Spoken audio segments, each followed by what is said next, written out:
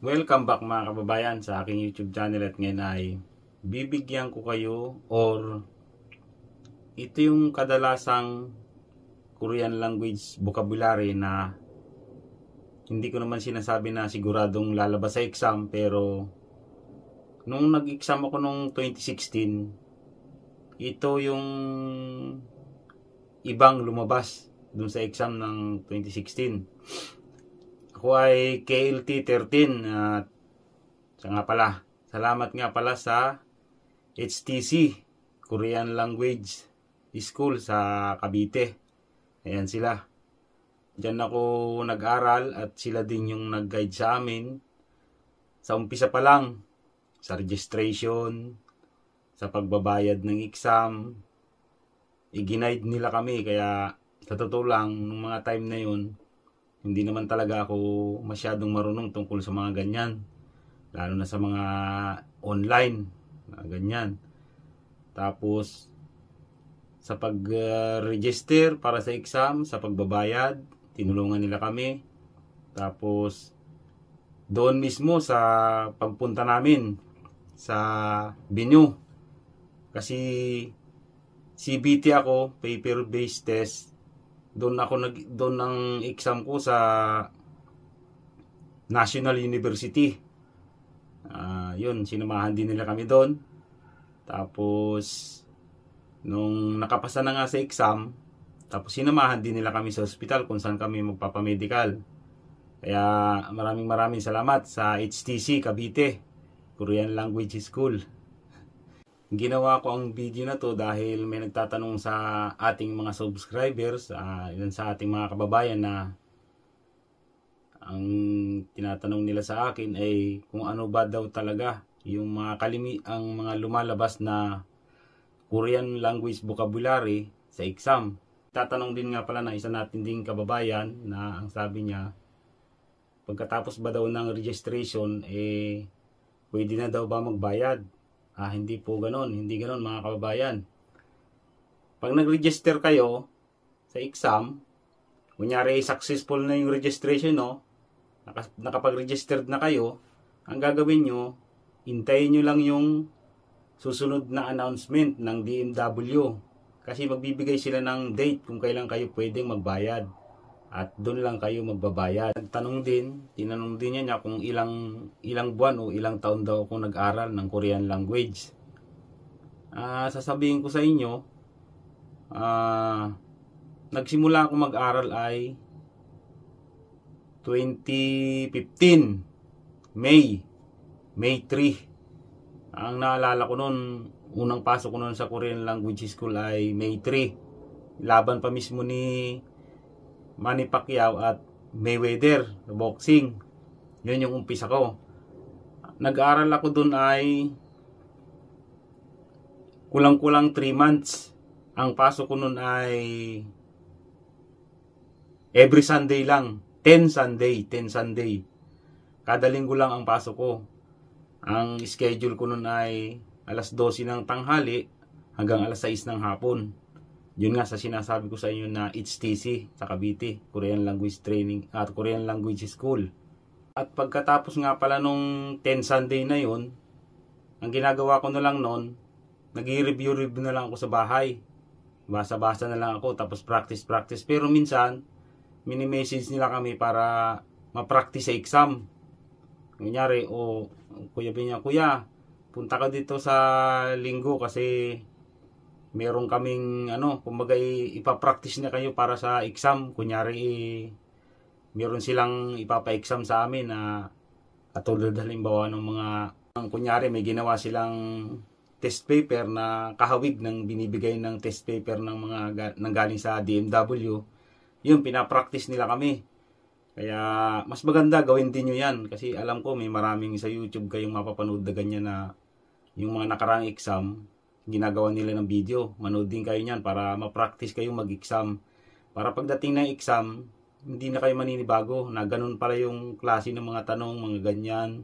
Para hindi kayo manibago. Saka ang exam ngayon, na siya sabi nung bagong Pinoy dito, 2020. Yan, 20 reading, saka 20 listening. Pero sa amin kasi iba eh. Bali 50 question lahat. Ang reading namin ay 25 question, tapos ang listening namin ay 25 question. Kaya bali 50 lahat.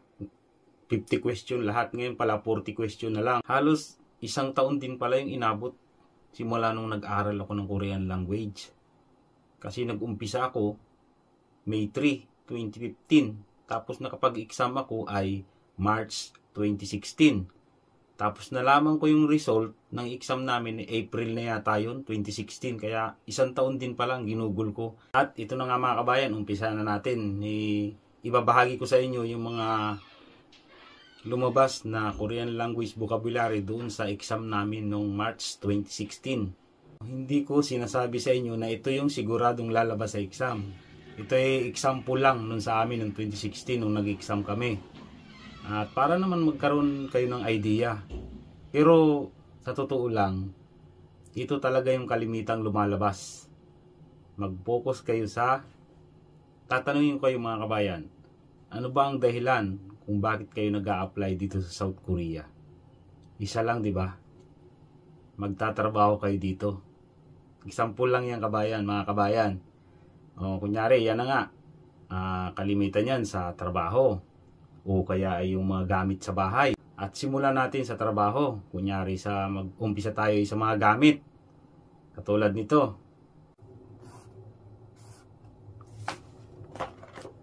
Ito, anong basa nyo dyan? Ang basa dyan ay mangchi. O kaya ay martilyo sa Tagalog.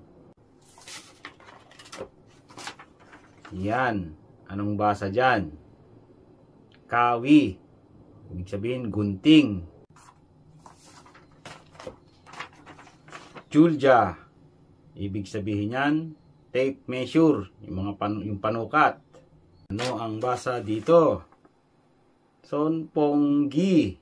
Sonponggi. Electric pan. Tapos, dito naman tayo sa safety. Mga safety sa company. Katulad ng mga mask. Mga welding mask, ganyan. Ano ang basa dito? Yan ay yung Jokmyon welding helmet. Yan. Ano ang basa dyan? Puhubok. Ibig sabihin yan ay protective clothing. Ano ang basa dito? Anjonmo. Anjonmo. Safety hat. Ano ang basa dyan? Puangyong. Puangyong. Safety goggles. At ngayon ay punta naman tayo sa example ng Korean language vocab sa yung mga nakikita mo sa loob ng bahay, sa kusina. Ayan. Sample tayo. Unahin natin ay ito.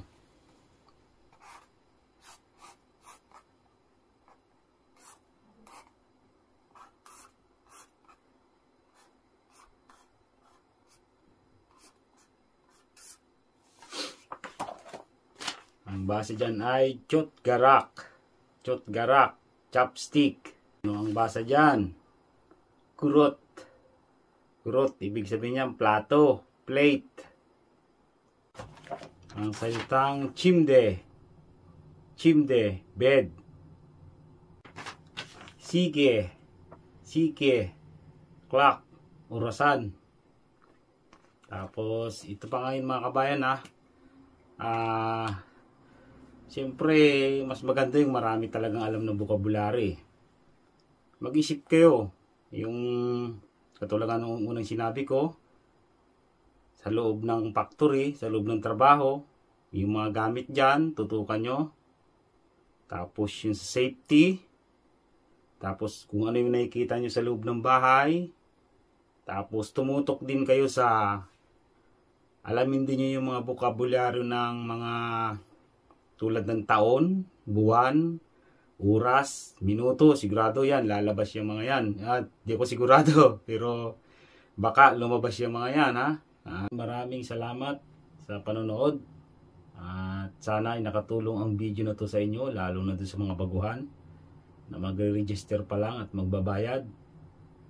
Good luck sa inyo mga kabayan. Sana ay makapasa kayo at magkita-kita tayo dito sa South Korea.